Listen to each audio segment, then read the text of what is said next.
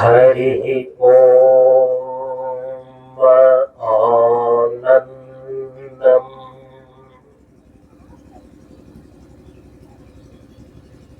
प्रशांति जीवन दर्शनम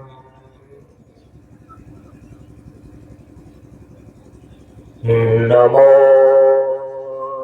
नारायण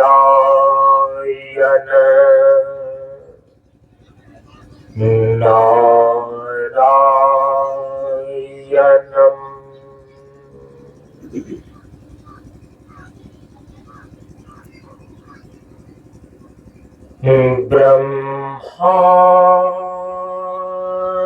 ब्रह्मानंदम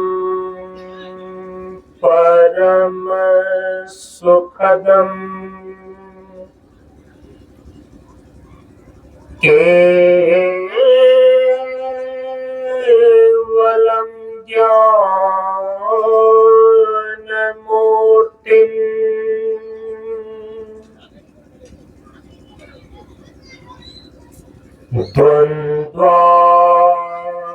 द्वन्द्वातीतं गगनसदृशम्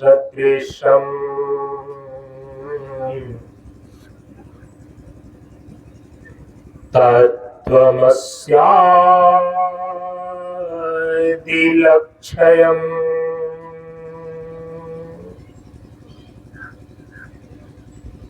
एकं नित्यं विमलमचलम्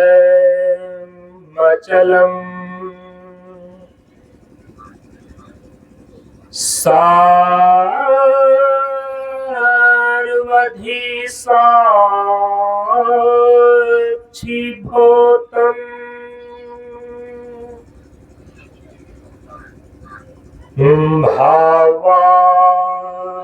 भावातीतं त्रिगुणरहितम्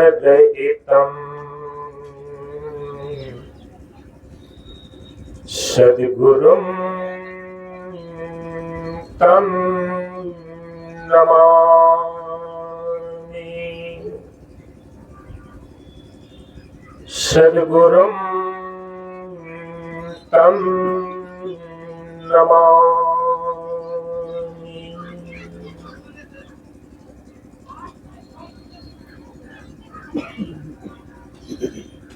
श्री गुरु चरण स्पर्श अनुभूति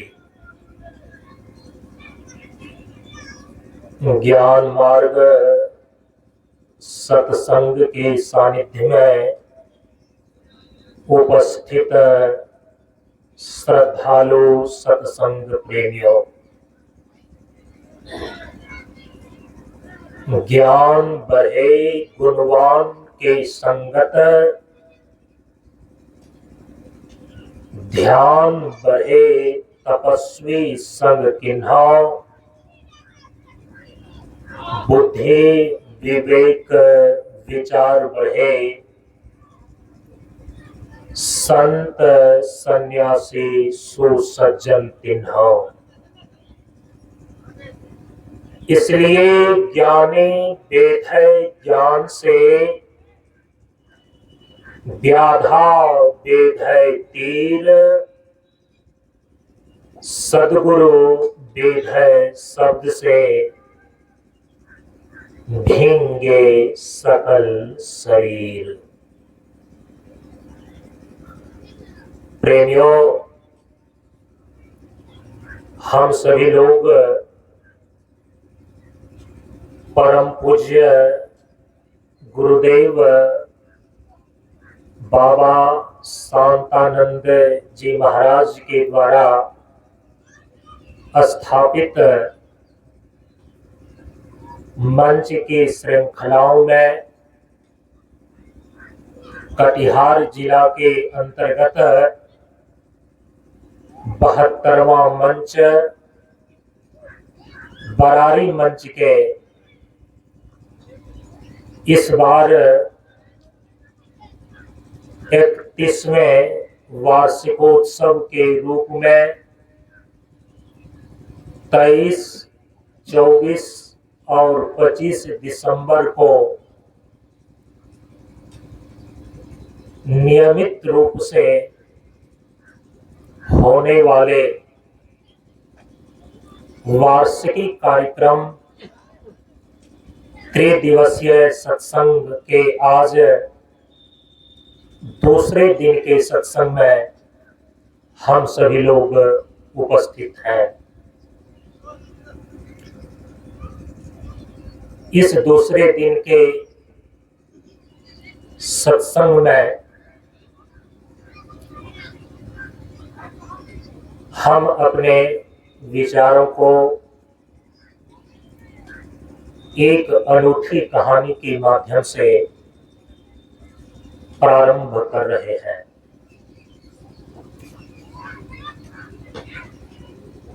मैंने सुना है कि एक लकड़हारा एक घने जंगल में जो पहाड़ियों के बीच में था, उसमें प्रतिदिन लकड़ी काटने का काम करता था। लकड़ी को काट करके अपने घर पर लाता और उसको आग में जला करके कोयला बनाता और उस कोयले को नजदीक के बाजार में जाकर के बेचता और उससे जो कुछ रुपये होते खाने की चीजों को खरीद करके घर लाता और अपनी पत्नी और बच्चे के साथ खा करके रात में सो जाता। यह प्रतिदिन का उसका दिनचर्या था। बहुत लंबे समय तक अपने जीवन में उस लकड़हारे ने जंगल से लकड़ी काटकर कोयला बनाकर उसको बाजार में बेचकर अपने घर परिवार की जीविका चलाते रहा।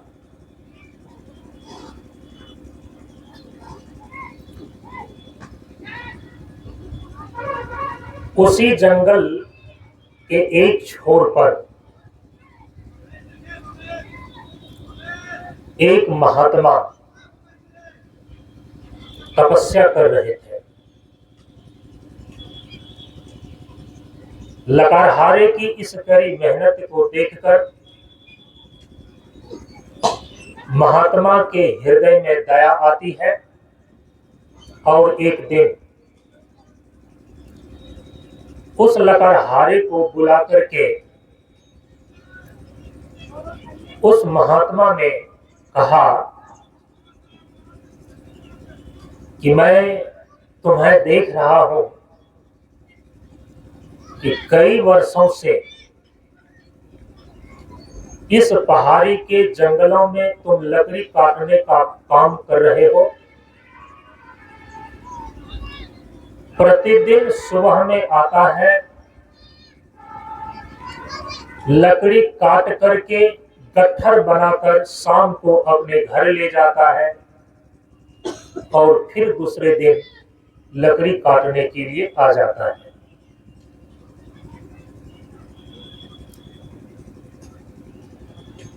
और निश्चित रूप से तुम इसी लकड़ी के द्वारा अपने परिवार का पालन पोषण कर रहा है, ये मैं जानता हूं। इतने वर्ष हो गए इस पहाड़ी के जंगलों में लकड़ी काटते हुए।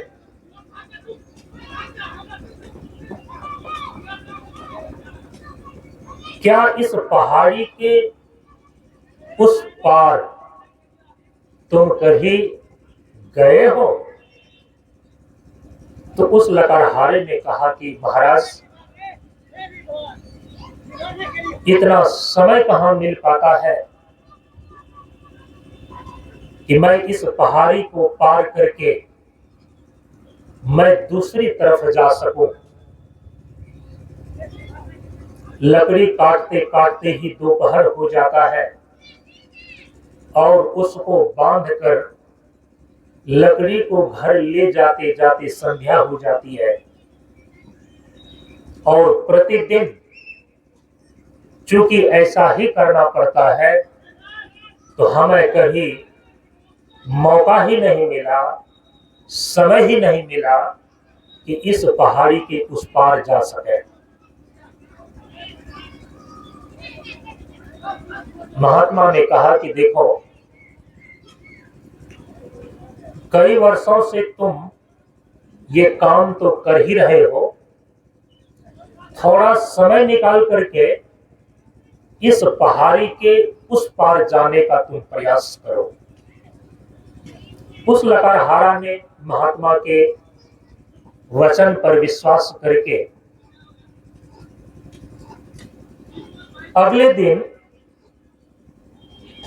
पहाड़ के उस पार जाने का उन्होंने फैसला किया। महात्मा जी ने कुछ बतलाया नहीं था,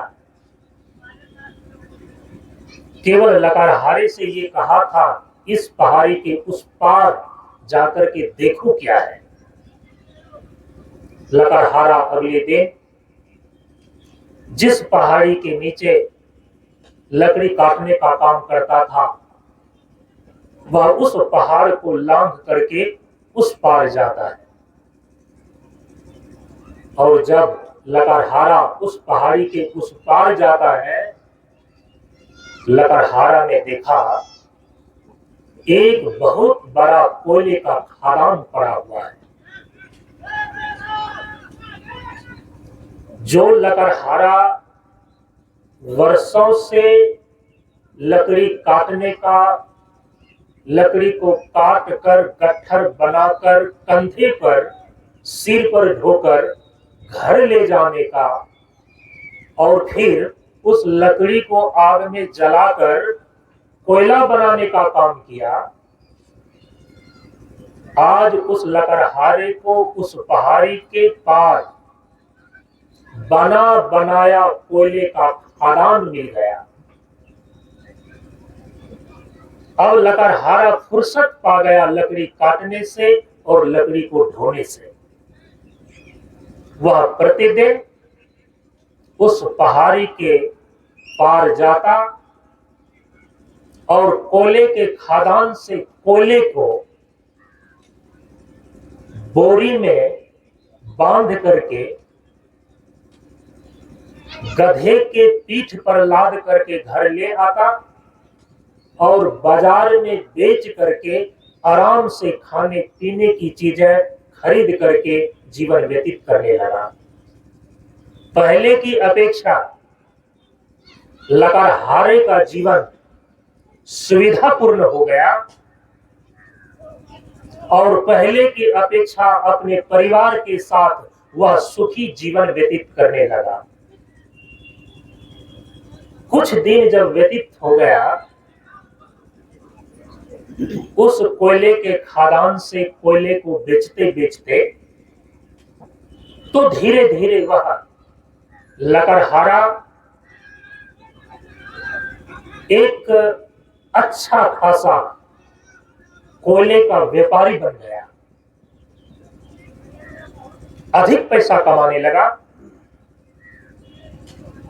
अच्छा घर बना लिया। एक दिन उसी महात्मा ने फिर से अब उस कोयले के व्यापारी को बुलाकर के पूछा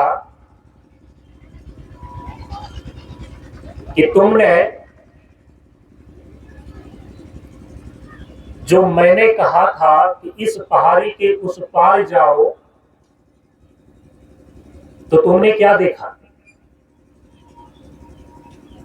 तो हाथ जोड़ करके उस व्यक्ति ने कहा कि महाराज, आपकी बड़ी कृपा,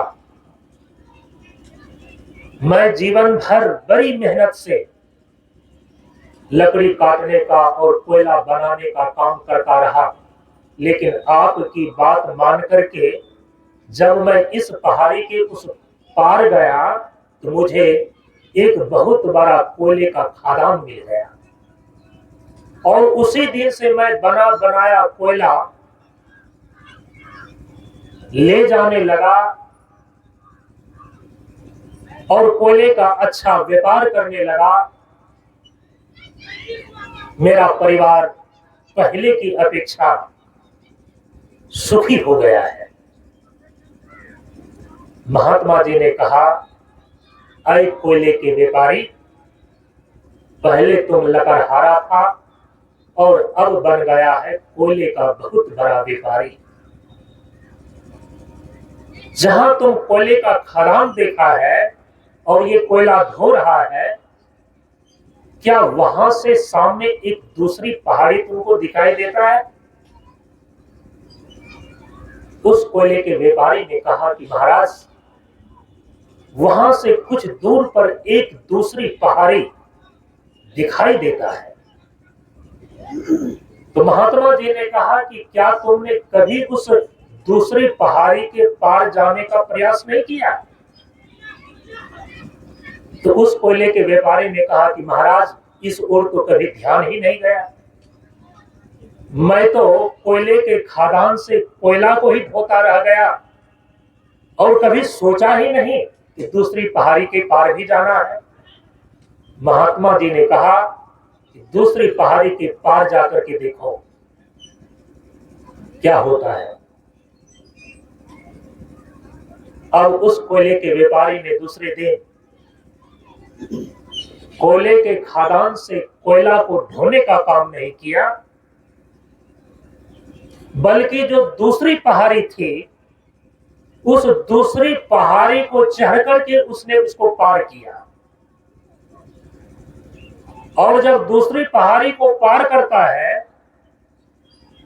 तो उसकी आंखें खुली की खुली रह जाती है, क्योंकि वह देखता है कि एक चांदी से भरा हुआ खदान पड़ा हुआ है।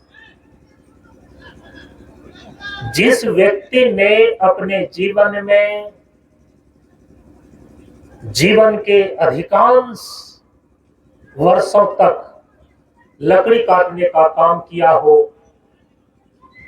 और कुछ दिनों से कोयले का खदान पाकर के कोयला ढोने का काम किया हो, और यदि अचानक आज उसे चांदी का खदान दिखाई पड़ जाए तो उनको अपने भीतर कितनी बड़ी खुशी हो सकती है, आप इसका अंदाजा लगा सकते हैं। वह नाचने लगा।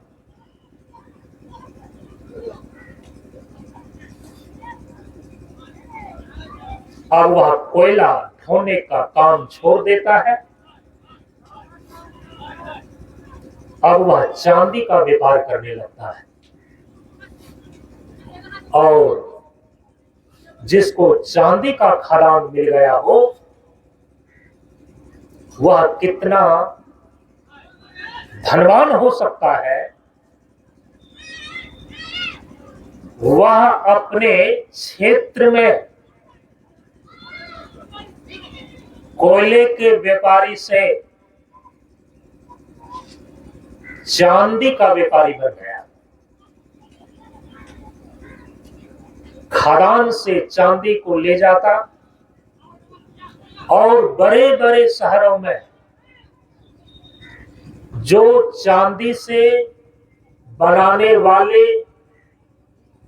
चांदी के आभूषण बनाने वाले कारीगर होते उसको चांदी दे देता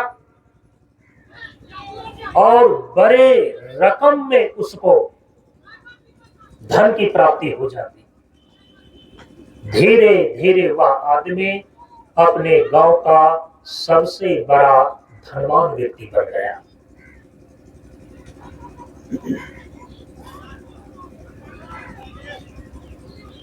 चांदी के खदान से, चांदी का व्यापार करने के कारण से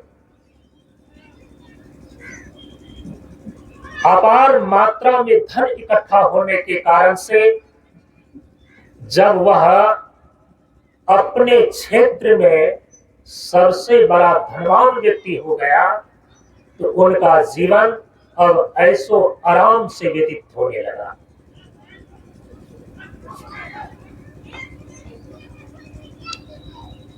जब लकड़ी काटने का काम करता था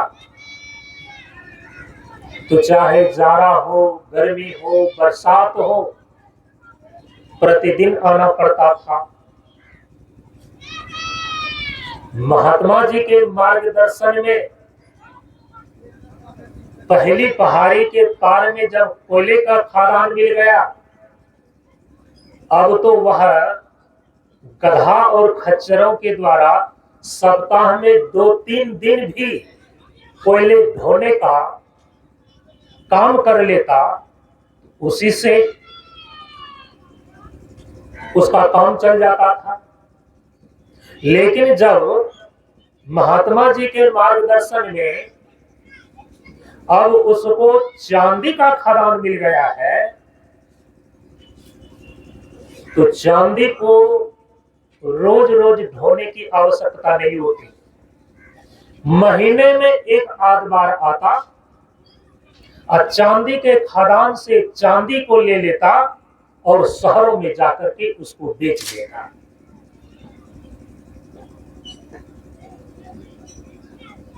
बहुत दिनों तक जब ये काम किया तो कई महीने के बाद जब वो आदमी उसी रास्ते से गुजरा तो महात्मा जी ने फिर से बुलाया उसको और कहा कि सुनो, तुम अब जो है बहुत दिनों के बाद दिखाई दे रहे हो। पहले तो कोयला के खदान से कोयला निकालने में काला कलूटा दिखता था। अब चांदी के खदान से जब वह चांदी ले जाने वाला हो गया तो चांदी का रंग तो चमकीला होता है ना, सफेद होता है। अब वो काला कलूटा आदमी एकदम उजला उजला चांदी के रंग जैसा कपड़ा पहन करके वो चमक रहा है। तो कई महीनों के बाद जब महात्मा जी को दिखाई दिया, महात्मा जी ने पूछा कि अब तुम दिखाई ही नहीं देते हो। तो हाथ जोड़ करके उस व्यक्ति ने कहा कि महाराज आपकी बड़ी कृपा है। पहले तो लकड़ी काटते हुए दिन जाता था, आपके मार्गदर्शन में चला तो कोयले का खदान मिल गया। पहले की अपेक्षा मेरा जीवन और सुखी हो गया। मेहनत भी कम करनी पड़ी, लेकिन आपकी बड़ी कृपा हुई जो आपने कहा कि दूसरी पहाड़ी के पार जाओ।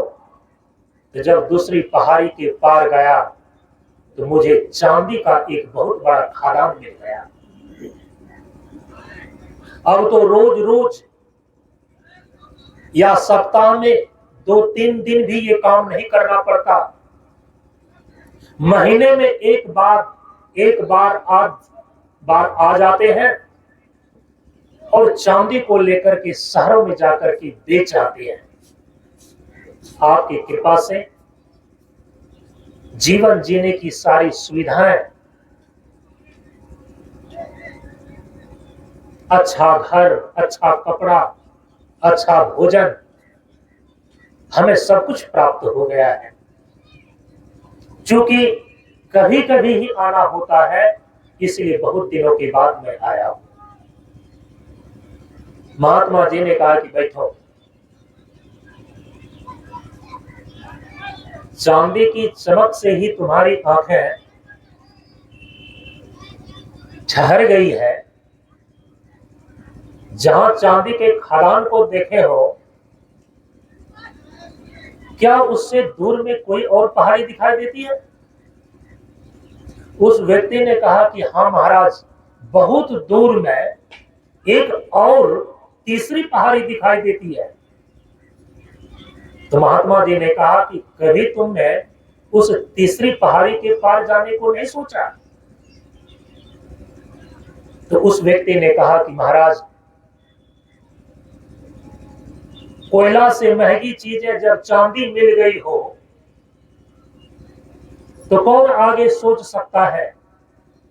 तो मैंने तो कभी उस तीसरी पहाड़ी के पार जाने को सोचा ही नहीं। महात्मा जी ने कहा कि उस तीसरी पहाड़ी के पार जाओ और देखो क्या होता है। महात्मा जी के कहने पर वह चांदी का व्यापारी अब अगले दिन उस तीसरी पहाड़ी को पार करने की यात्रा करता है। कुछ दूर में वो तीसरी पहाड़ी थी। दिन भर की यात्रा करते करते वो उस तीसरी पहाड़ी को पार कर जाता है। और जब तीसरी पहाड़ी को पार किया, वो अवाक रह गया। तीसरी पहाड़ी के पार देखता है कि अरे, ये तो स्वर्ण का भंडार यहां पर छिपा हुआ है। और आप सभी लोग जानते हैं, चांदी से ज्यादा कीमत सोने की होती है। 1 किलो चांदी बराबर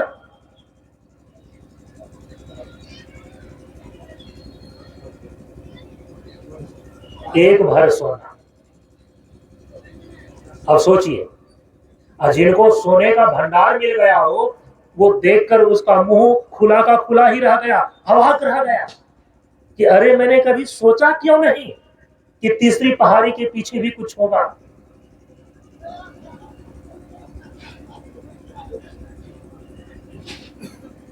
एक किलो चांदी की कीमत जितनी होती है, 10 ग्राम सोने की कीमत उतनी होती है।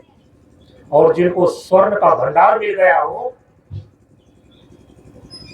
आप समझ सकते हैं वह कितना बड़ा आदमी हो जाएगा।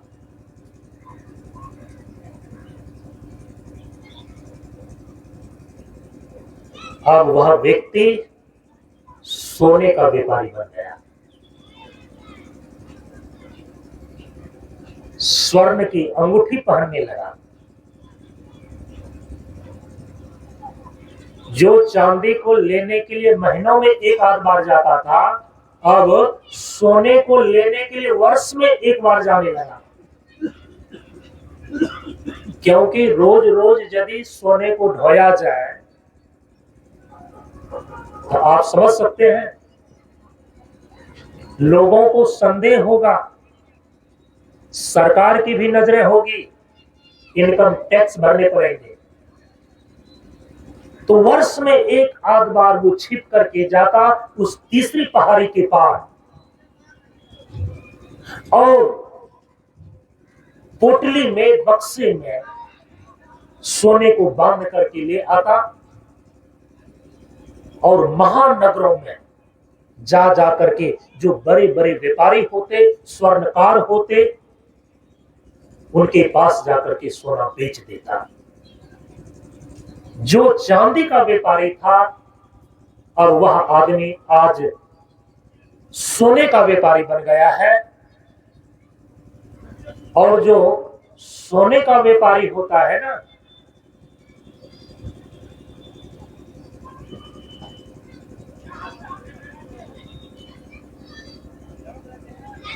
उसके व्यापार का संबंध दूर दूर के लोगों से हो जाता है।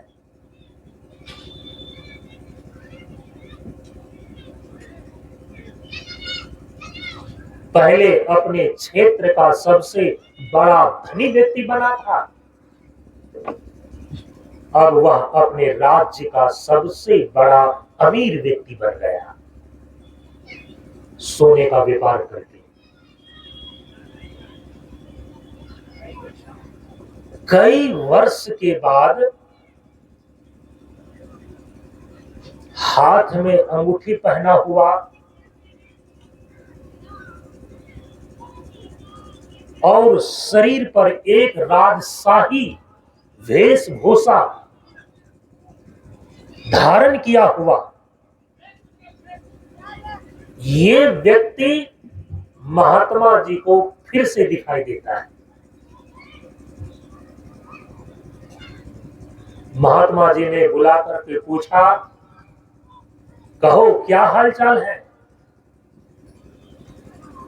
तो अपनी पगड़ी को महात्मा जी के चरणों में रख करके कहा कि महाराज आपकी कृपा से मैं धन्य हो गया। कहां एक लकड़ी काटने वाला लकड़हारा, आज मैं इस राज्य का राजा बन गया हूं, सबसे अमीर व्यक्ति। हाथ छिपा रहा था क्योंकि सोने की अंगूठी पहना था।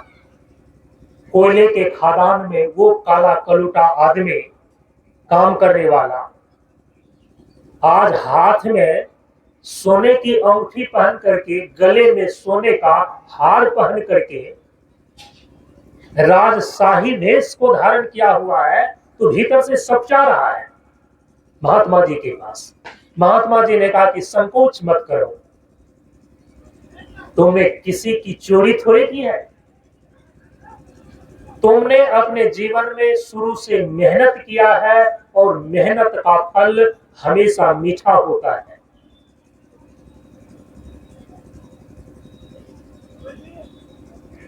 जो तुमने शुरू में मेहनत किया, ईमानदारी से मेहनत किया, उसी का परिणाम है कि आज तुम अपने राज्य के सबसे अमीर व्यक्ति बन गए हो। महात्मा जी ने कहा कि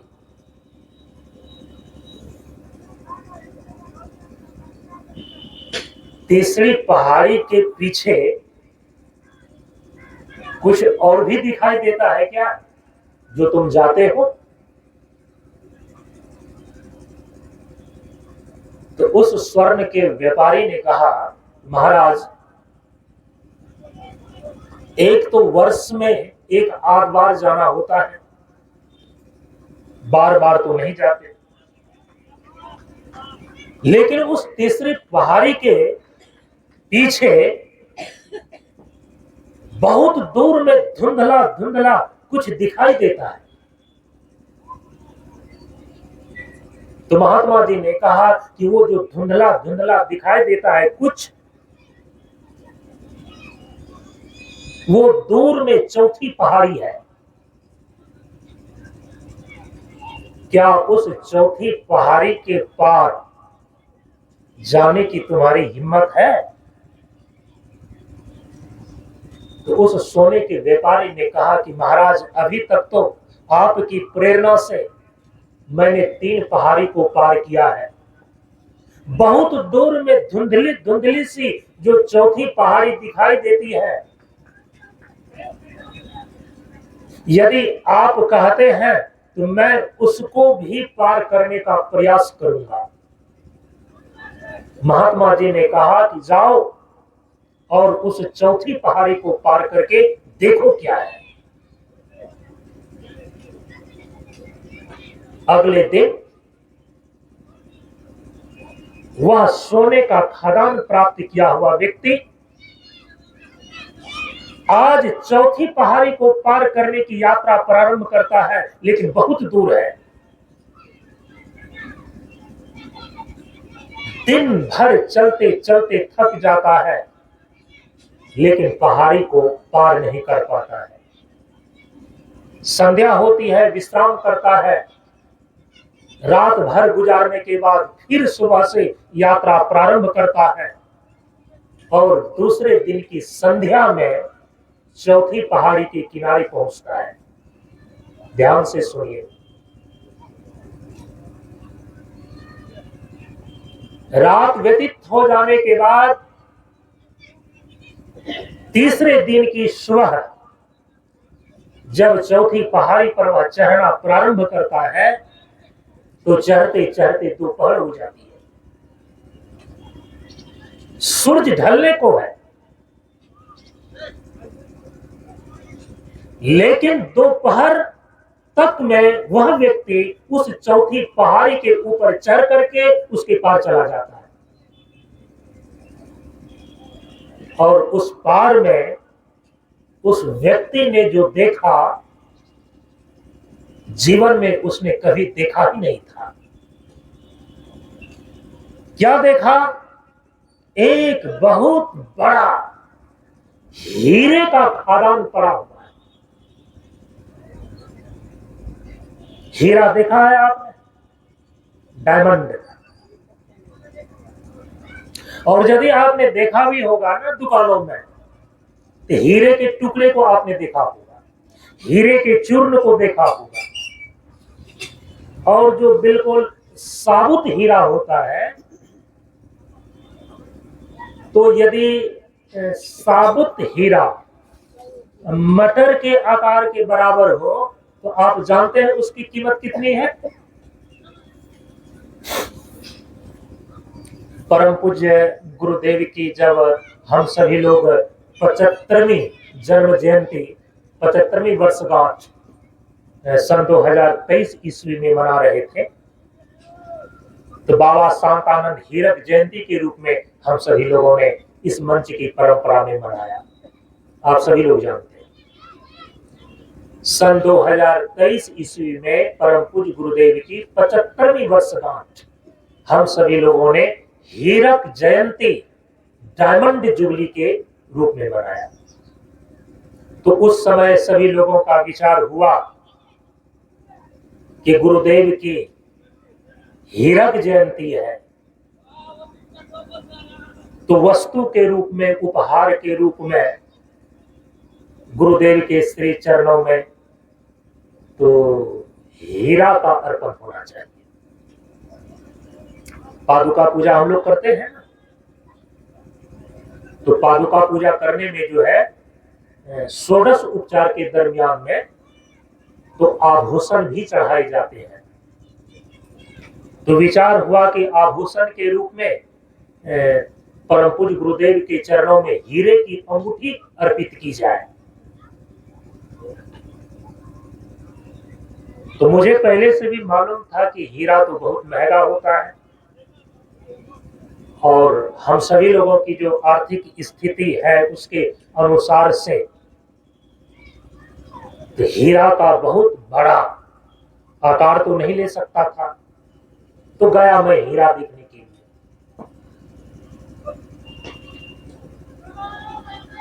पटना का एक बहुत बड़ा अलंकार ज्वेलर है। जब वहां पर देखने के लिए गया तो जो उन्होंने हीरा दिखाया, कहा कि देखिए बाबा, ये तो एक है हीरे का बुरादा जिसको कि अंगूठी पर बिठाया गया है। तो हीरे के बुरादे से बनी हुई ये एक अंगूठी है।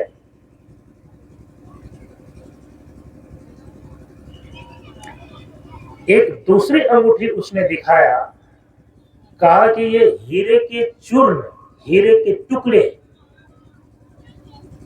निहिन करके देखिए इस अंगूठी पर बिठाया गया है। ये मैंने कहा कि भाई बुरादा नहीं चाहिए, टुकड़ा नहीं चाहिए, साबुत हीरा चाहिए। तो वो ऐसे मुंह देखने लगा, कहा कि साबुत हीरा लेंगे आप? तो मैंने कहा कि भाई पहले दिखाओ तो, ले या नहीं ले। अब जो ये सादा कपड़ा में साधु के वेश में, वो सोचा कि भाई ये तो बड़े बड़े लोग लेते हैं, ये लोग थोड़े ले पाएगा। मैंने कहा कि दिखाओ तो पहले साबुत हीरा। तो उसने कहा कि देखिए इसमें ये आकार है, तो सेंटीमीटर होता है, फिर होता है मिलीमीटर। तो कहा कि मिलीमीटर का स्क्वायर में इनका आकार होता है, लिखा हुआ रहता है जब आप हीरा लेने के लिए जाएंगे तो। सेंटीमीटर में तो बड़ा हो जाता है। तो कहा कि ये देखिए मटर भर का जो साबुत हीरा है, इसकी कीमत। मैंने कहा कि इससे थोड़ा सा और बड़ा, कहा कि इससे थोड़ा सा बड़ा, देखिए इसकी ये कीमत। मटर भर साबुत हीरे की कीमत 5 लाख रुपये बतलाया। और 5 लाख का सोने का गहना तो आप गला भर पहन लेते हैं, और 5 लाख का चांदी में तो पूरे शरीर ऊपर से लेकर के नीचे तक भर जाए। लेकिन यदि हीरे की बात हो तो हीरा तो मटर के दाने से थोड़ा सा बड़ा, और उसकी कीमत कितनी है? 5 लाख रुपये। तो मटर के आकार के बराबर हम लोगों ने परम पूज्य गुरुदेव के लिए एक हीरा खरीदा और गुरुदेव को चढ़ा दिया, हीरे की अंगूठी। और वो हीरे की अंगूठी जो गुरुदेव के 75वीं जन्म जयंती के अवसर पर, हीरक जयंती के अवसर पर गुरुदेव को अर्पण किया है। तो कैसा वो अंगूठी है? तो ये हम सभी लोगों का जो शांतानंद मिशन प्रशांत योगाश्रम यूट्यूब पर चैनल है ना, तो उस पर हमने अपलोड कर दिया है, आप उस पर जाकर के देख लेना। परम पूज्य गुरुदेव के उस 75वीं वर्षगांठ के कार्यक्रम में जो जो चीज हुआ है ना, वो सभी कार्यक्रम को यूट्यूब पर अपलोड कर दिया गया है अपने चैनल पर। आप उसको देखिएगा, वहां हीरे की अंगूठी कैसी है। आज इस व्यक्ति को मटर के बराबर हीरा नहीं मिला है, हीरे का चूर्ण या बुरादा नहीं मिला है। अब मटर के आकार से कुछ बड़ा हीरा नहीं मिला है, बल्कि हीरे का खदान मिल गया है।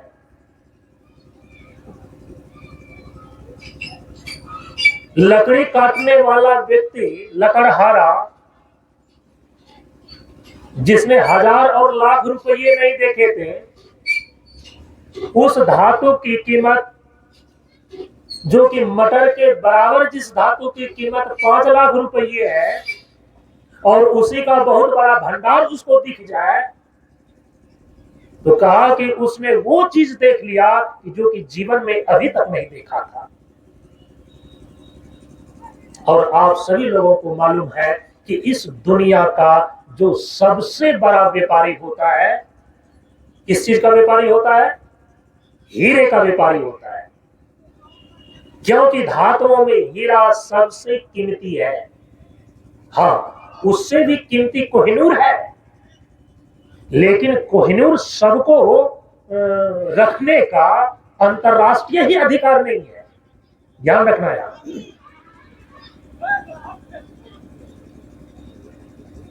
जो कोहिनूर है ना, ऐसा नहीं है कि आपके पास अधिक पैसा है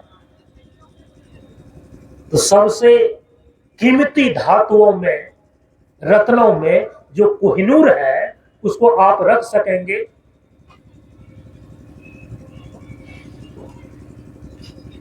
वो सरकारी संपत्ति होती है।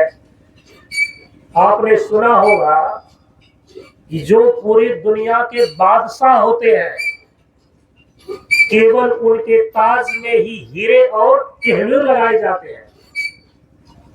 भारत में जो कहनूर था ना, अंग्रेजों ने अपने समय में यहां से चुरा करके लेकर उसको इंग्लैंड लेकर चला गया।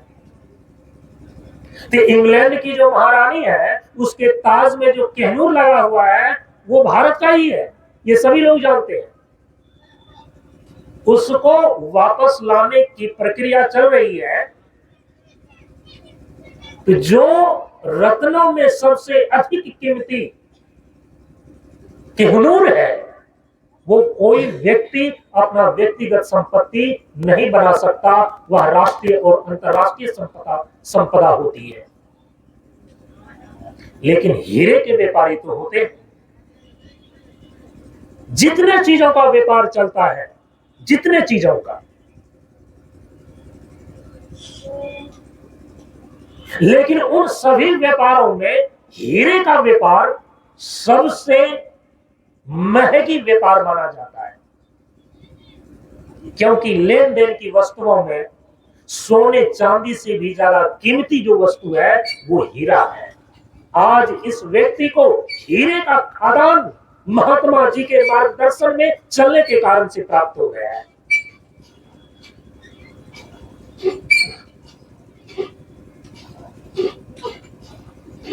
दो चार हीरा उठाता है,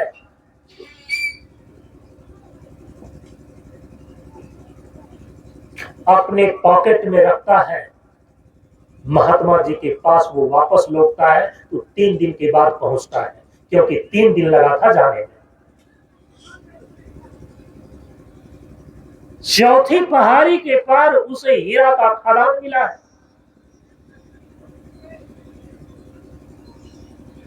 और एक बार हीरा को लेकर के व्यक्ति आ जाए तो दोबारा फिर उसको कमाने की आवश्यकता नहीं पड़ेगी। जब महात्मा जी के पास वह वापस लौटता है, क्योंकि वो जानता है कि अब दोबारा वापस आने का कोई मतलब नहीं रह जाता। लोग यदि जान जाए तो जान पर भी आफत है। महात्मा जी के पास पहुंच करके दंडवत प्रणाम किया और उस व्यक्ति ने कहा कि चौथी पहाड़ी को पार करके मैंने वो देखा जो अभी जीवन भर में मैंने नहीं देखा था। वहां तो हीरे का खदान है। हीरे का खदान देखा और ये देखिए मैंने कुछ उसका नमूना अपने हाथों में ले आया है। ये सच्चा हीरा है, कोई नकली हीरा नहीं है। और जितना हीरा मैं ले आया हूं, जीवन भर यदि मैं नहीं भी कमाऊं तो इसी से हमारी सारी चीजों की पूर्ति हो जाएगी। लेकिन हीरा लेकर के मैं घर नहीं गया, आपके पास आया हूं, क्योंकि मेरे अंदर अब एक जिज्ञासा पैदा हो गई है। क्या जिज्ञासा पैदा हो गई है? लकड़ी काटता था, आपने मुझे बुला करके कहा और मुझे कोयले का खदान मिल गया। कोयले को ढोने का काम किया, लेकिन आपके पास आया नहीं। आपने बुला करके फिर से कहा तो मुझे दूसरी पहाड़ी के पीछे चांदी का खदान मिल गया। आपके कहे अनुसार से मैं तीसरी पहाड़ी को पार किया तो हमें स्वर्ण का भंडार मिल गया। और आज चौथी पहाड़ी को पार करने पर मुझे हीरे का खदान मिल गया है। आप यहां इस पहली पहाड़ी पर आकर के इतने वर्षों से तपस्या कर रहे हैं, एक लंगोटी लगा करके, और इतनी असुविधा में आप जीवन जी रहे हैं, जब आप तो इतने बड़े खजाने का पता जानते हैं, आपने इसका उपयोग क्यों नहीं किया? आज वह व्यक्ति जिज्ञासा भर करके पूछ रहा है महात्मा जी से कि एक लकड़हारे को आपने हीरा का धनी व्यक्ति बना दिया, एक लकड़ी काटने वाले को आपने हीरा बना दिया। उनका जीवन इतना निर्धनता में व्यतीत हो रहा था, आपने उसको कीमती से कीमती वस्तु के खजाने का मालिक बना दिया। लेकिन मुझे ये समझ में नहीं आ रहा है कि आप उन सारे पहाड़ियों से नीचे इतनी असुविधा में जीवन क्यों जीते हैं। किसी प्रकार से कोई दे जाता है तो भोजन खाते हैं। आपके शरीर पर फटे चिथरे कपड़े दिखते हैं, जबकि आपको तो एक से एक खजाना का पता मालूम है।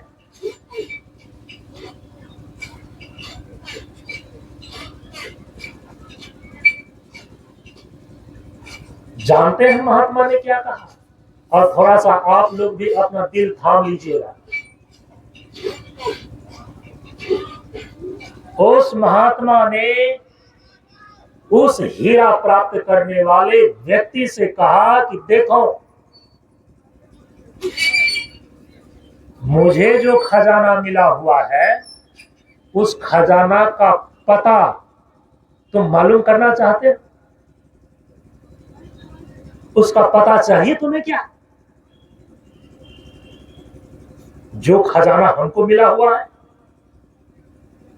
लकड़ी से आगे गया तो कोयला तुमको मिल गया, कोयला से आगे गया तो चांदी मिल गया, चांदी से आगे गया तो सोना मिल गया, सोना से आगे गया तो हीरा मिल गया, और हीरा से आगे तो तुम कुछ सोच भी नहीं सकता है। लेकिन उस हीरा के पाने के साथ ही तुम्हारे हृदय में आज एक जिज्ञासा पैदा हो गई मेरे को लेकर के, क्योंकि मैं तो फटा चिथा में जीवन व्यतीत कर रहा हूं। इतने बड़े बड़े खजानों का पता होने के बावजूद भी मैं असुविधा में जीवन जी रहा हूं। तुम्हारे अंदर एक जिज्ञासा पैदा हो रही है कि क्यों? मुझे जो खजाना प्राप्त है उसका पता तुम जानना चाहते हो क्या? उसका पता तुम्हें चाहिए भी क्या? हाथ जोड़ करके उस हीरा के खदान के मालिक ने कहा कि महाराज, जीवन में बहुत कुछ कमाया, बहुत कुछ पा लिया आपकी कृपा से, लेकिन यदि आप कहते हैं कि मुझे कौन सा खजाना प्राप्त है इसका पता तुम चाहते हो क्या, तो मैं उसको जानना चाहता हूं, पाना नहीं चाहता, मैं जानना चाहता हूं। महात्मा जी ने कि जाओ, अभी ही लौटो, देर मत करो, अभी ही लौटो और तुम जाओ उस चौथी पहाड़ी के पीछे भी एक पांचवी पहाड़ी है और उसके पार जाओ। उस खजाने का तुम्हें पता चल जाएगा जो खजाना मुझे प्राप्त है। वह व्यक्ति उल्टे पांव वहां से लौटा, 3 दिन की यात्रा किया, चौथी पहाड़ी की चोटी पर पहुंचता है। चौथी पहाड़ी की चोटी से जब वह आगे देखता है, अनंत आकाश के सिवा उसे कुछ और नहीं दिखाई देता। दूर दूर तक उसे कुछ दिखाई नहीं देता।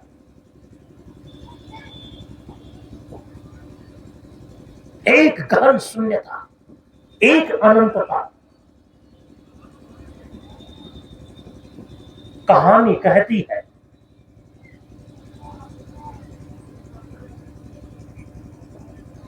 वह हीरे का मालिक उस महात्मा के कहे अनुसार से उस चौथी पहाड़ी के पार 5वीं पहाड़ी का खजाना ढूंढने के लिए जो गया, वो फिर दोबारा लौट करके नहीं आया। आप लोग घबराना नहीं, इस कहानी का एक बहुत बड़ा रहस्य है। ये कहानी कहती है कि हीरा के आगे कौन है। संसार की जितनी कीमती चीजें हैं ना, उसमें अंतिम चीज है हीरा। लेकिन इस हीरा के आगे और क्या? हीरा के आगे कौन है? महात्मा जी ने कहा कि मैं इस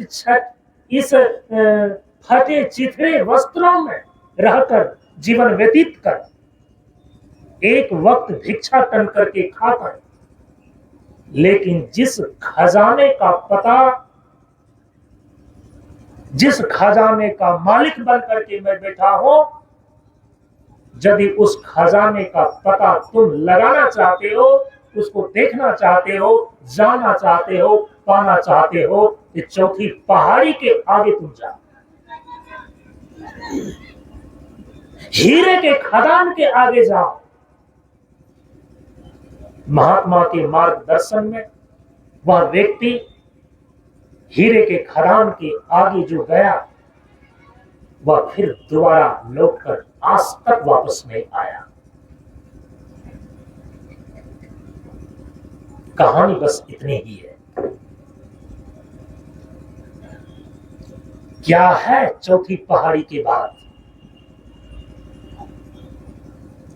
महात्मा जी का वो खजाना कौन सा है जिसको प्राप्त कर जाने के बाद, जिसके मिल जाने के बाद फिर दोबारा लौटना ही नहीं होता? ये केवल कहानी नहीं है, आपके पूरे जीवन के आध्यात्मिक यात्रा की कथा है। ये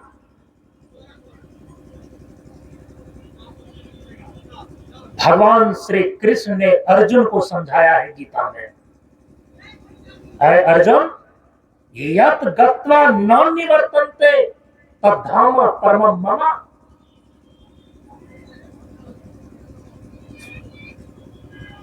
जहां जाकर के ये जीव फिर से वापस संसार में नहीं लौटता। भगवान कहते हैं कि वही मेरा परम धाम है, जो अमृत है, जो आनंद है, जो सत्य है। महात्मा जी ने यही संकेत किया उसको। हीरा के आगे कौन है? तो हीरा के आगे अमृत है। हीरा पा करके आप अमीर हो सकते हैं, इस दुनिया का बादशाह हो सकते हैं।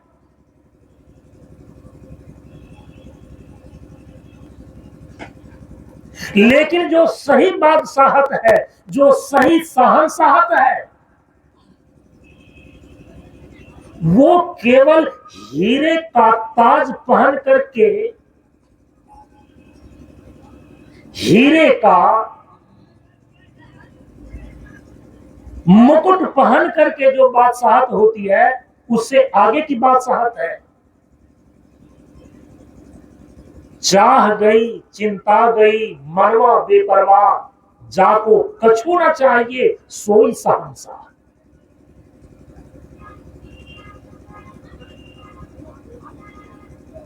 हीरा पाने की इच्छा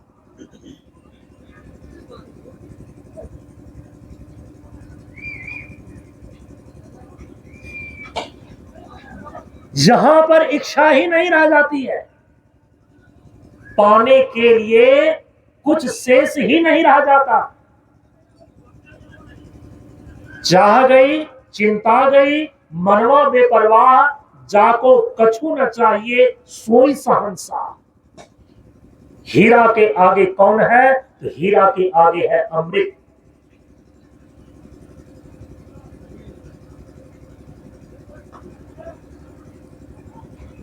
चांदी को, स्वर्ण को, हीरा को पाकर के आप केवल अमीर व्यक्ति बन सकते हैं। आपका जीवन सुविधापूर्ण हो सकता है, लेकिन याद रखिए,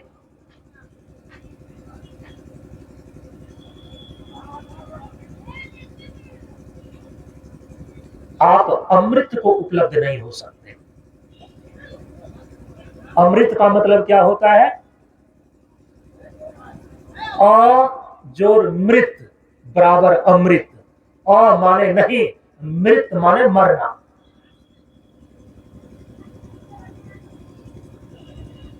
जो मरता नहीं है उसको बोलते हैं अमृत, मृत्यु पर विजय। इस दुनिया का बड़े से बड़े राजा, इस दुनिया का बड़े से बड़े बादशाह, उसको भी एक दिन मरना पड़ता है, उनकी भी एक दिन मृत्यु होती है। मुकुट में कहनूर सजा करके उस मुकुट को पहनने वाला दुनिया का बादशाह जो सिकंदर है, उस सिकंदर की भी अर्थी उठती है, उसकी भी मृत्यु होती है। इकट्ठे कर जहां के जर, सभी दुनिया के माली थे। सिकंदर जब गया दुनिया से तो दोनों हाथ खाली थे। इसीलिए महात्मा जी ने कहा कि मैं उस खजाने का मालिक हूं जिस खजाने को प्राप्त कर लेने के बाद संसार की इन सारी चीजों की जरूरत ही नहीं रह जाती है। चाह गई, चिंता गई। तुम्हें चांदी का खादान मिलकर के भी, स्वर्ण का खादान मिलकर के भी और हीरा का खादान मिलकर के भी क्या तुम्हारी चिंता चली गई? क्या तुम्हारे अंदर की चाह समाप्त हो गई? नहीं हुई ना। लेकिन एक ऐसा खजाना है, एक ऐसा खादान है जिसको प्राप्त कर लेने के बाद न किसी चीज की चाह रह जाती है और न किसी प्रकार की चिंता रह जाती है। वो खजाना, वो खादान कौन सा है? वो खजाना और उस खादान का नाम है आपका अमृत स्वरूप।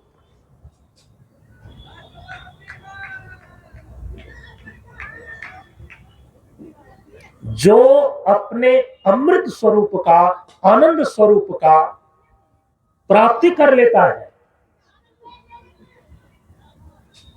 उसकी चाह चली जाती है, उसकी चिंता चली जाती है, वह बेपरवाह हो जाता है। जाको कछु न चाहिए सोई सहनसा, क्यों? पर मातम अंदर बसा योगी बेपरवाह। यह कहानी एक प्रतीकात्मक है। आप लोगों ने संत की वाणी में सुना होगा, 5 मिनट और सुन लीजिए। संत की वाणी में आपने सुना होगा, ये पूरा का पूरा बाहर का जो विषय प्रपंच है, ये बाहर का जो संसार है, ये क्या है? क्या है ये? कहा कि ये काजल की कोठरी है, यही है कोयले का खादान। मेहनत करता है व्यक्ति और अपने परिवार के साथ वह क्षणिक सुख भी प्राप्त करता है, लेकिन यह संसार रूपी काजल की कोठरी ऐसी कोठरी है कि इस काजल के काली दाग लगे बिना कोई नहीं रह सका है। भगवान श्री कृष्ण ने इस संसार को लेकर के कहा कि अशाश्वतम दुखालय। यह संसार कैसा है? तो कहा कि अशाश्वत है और दुखालय है। दुखालय का अर्थ होता है दुख का घर। काजल की कोठरी का मतलब होता है कि आप संसार में जिस चीज को भी आप प्राप्त करने के लिए जाते हैं वह दोष रहित नहीं है। सुख की प्राप्ति भी दुख के साथ ही होता है।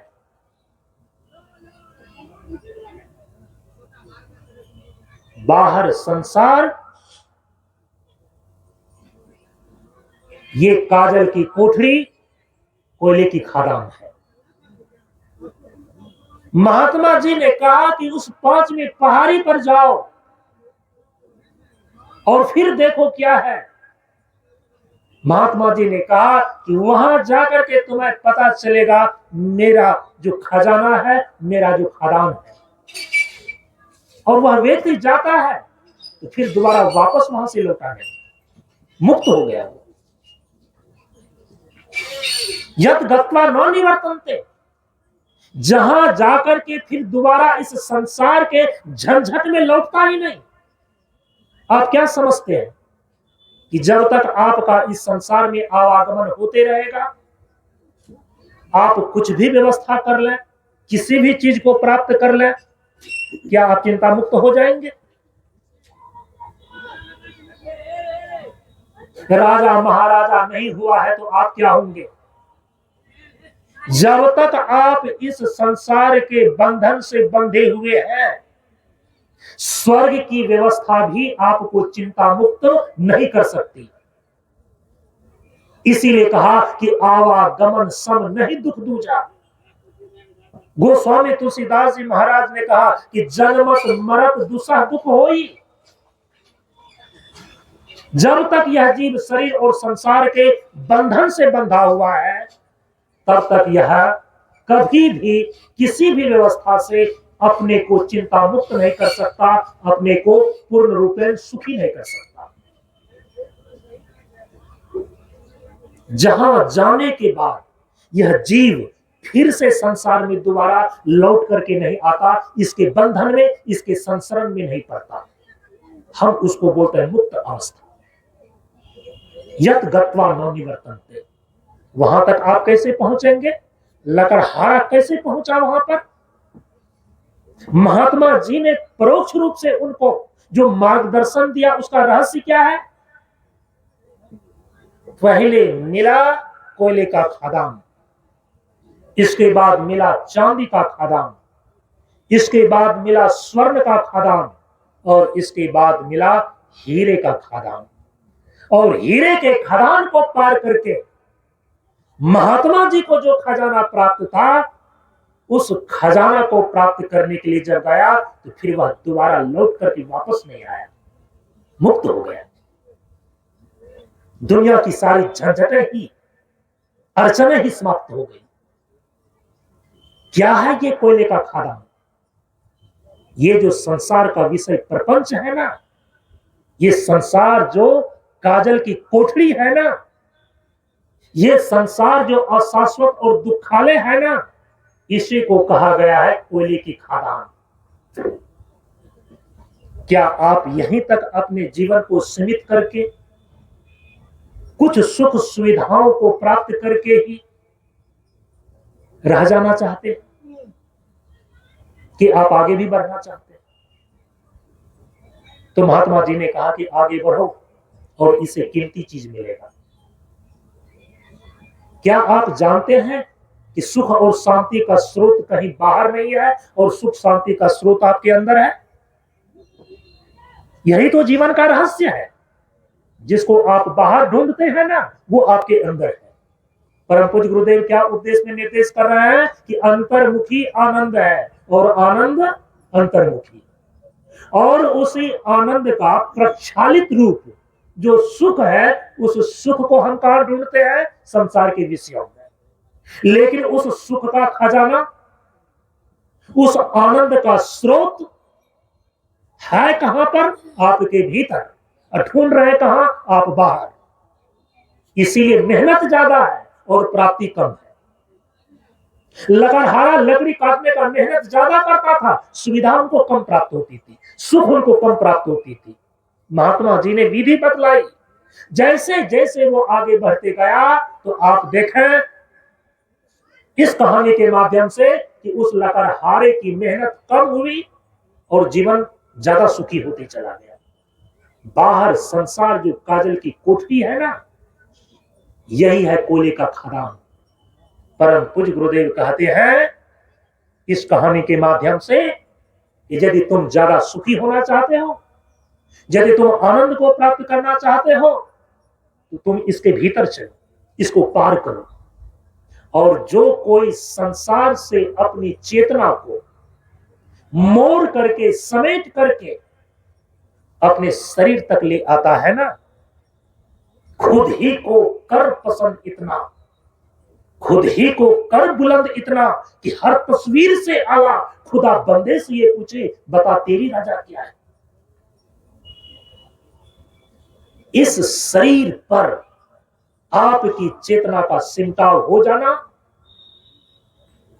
इसी को बोलते हैं चांदी का खदान प्राप्त करना। और जब आप एकाग्रता और ध्यान के माध्यम से इस स्थूल शरीर को भी पार करके दूसरी पहाड़ी में पहुंचते हैं, आप सूक्ष्म शरीर के अंदर, ये सूक्ष्म शरीर जो है ना, यही स्वर्ण का भंडार है। हमारे शास्त्रों में यह जीव जब स्थूल शरीर से तादात्म्यापत्ति करके संसार के विषयों को ग्रहण करता है, तो उस समय इस आत्मा की संज्ञा विश्व होती है। लेकिन जब यही जीव सूक्ष्म शरीर से तादात्म्यापत्ति करके बैठता है, सूक्ष्म शरीर में ही रहता है, तो उस समय इसकी संज्ञा होती है तेजस। जो स्वर्ण पदार्थ है ना, वह तेजस्वी होता है, चमकीला होता है। इसीलिए सूक्ष्म शरीर ही स्वर्ण का भंडार है। जितना आपको संसार के विषय में सुख नहीं मिलता, यदि आप चेतना को अंतर्मुखी करके, चेतना का सिमटाव करके आप अपने शरीर तक आ जाएं, तो आपको ज्यादा सुख की अनुभूति होगी और शांति की अनुभूति होगी। और यदि आप एकाग्रता और ध्यान के माध्यम से इस कोयले के खदान को पार करके चांदी के खदान तक पहुंचे और चांदी के खदान को पार करके आप सूक्ष्म शरीर सोने के भंडार तक पहुंच जाए, तो निश्चित रूप से आप ज्यादा सुखी और संपन्न होते हैं। और कहा कि यदि कि आप एकाग्रता और ध्यान के माध्यम से इस सूक्ष्म शरीर को पार करके आप कारण शरीर में चले जाएं, तो कारण शरीर से तादात्म्यापन्न जो आत्मा का संज्ञा है ना, उसको बोलते हैं प्राज्ञ। यही है हीरे का खदान। सूक्ष्म शरीर आपके सोने का भंडार है। जब आपकी चेतना आपके सूक्ष्म शरीर में प्रवेश कर जाती है, आप सोने के भंडार में पहुंच जाते हैं। और जब आपकी चेतना अंतर्मुखी होकर के कारण शरीर में चली जाती है, यही कारण शरीर हीरे का खदान है। और हीरे का खदान का मतलब होता है, हीरा माने बेशकीमती वस्तु। उसकी झलक थोड़ी सी आपको मिलती है सुसुप्ति की अवस्था में। जब गहरी नींद की अवस्था में आप चले जाते हैं, तो संसार के किसी भी विषय का आप भोग नहीं करते। जब गहरी नींद की अवस्था होती है, उस समय आप कारण शरीर में होते हैं। लेकिन वो थोड़ी देर के लिए प्राकृतिक व्यवस्था के तहत वो आपको केवल एक झलक मात्र दिखलाया गया है कि सुसुप्ति में क्या होता है। समाधि की पहली झलक सुसुप्ति में मिलती है। कोई प्रयास नहीं, कोई दुख नहीं, किसी प्रकार का कोई द्वंद्व नहीं। वो कौन सी अवस्था है? वो गहरी सुसुप्ति की अवस्था है, जो कारण शरीर में घटित होती है। बेशकीमती चीज को व्यक्ति प्राप्त करता है जब वह अपनी चेतना को अंतर्मुखी करके कारण शरीर में पहुंच जाता है, तो वो हीरा को प्राप्त कर लेता है। और हीरा का मतलब यहां पर है ऐसी उत्कृष्ट अवस्था जहां किसी प्रकार का दुख नहीं है, जहां किसी प्रकार का द्वंद्व नहीं है, जहां किसी प्रकार का संघर्ष नहीं है, शांति और आनंद की अनुभूति है। सुसुप्ति की अवस्था में कोई द्वंद्व नहीं, कोई द्वैत नहीं। लेकिन जिस समय आप कारण शरीर को भी पार कर जाते हैं, कारण शरीर के पार क्या है? तो हीरा के आगे क्या है? हीरे के खदान के आगे क्या है? अमृत, आनंद। तीनों शरीर के पार आपका वास्तविक स्वरूप आत्मा बैठा है। तीनों शरीर को पार करके जिस समय आप अपने आनंद स्वरूप, अमृत स्वरूप, आत्म स्थिति को उपलब्ध हो जाते हैं, उसी समय आपके जीवन में सारी समस्याओं का अंतिम समाधान प्राप्त हो जाता है। इस कहानी के माध्यम से यह बतलाया गया है कि जो अपने जीवन में अपने तीनों शरीर और पांचों कोषों को पार करके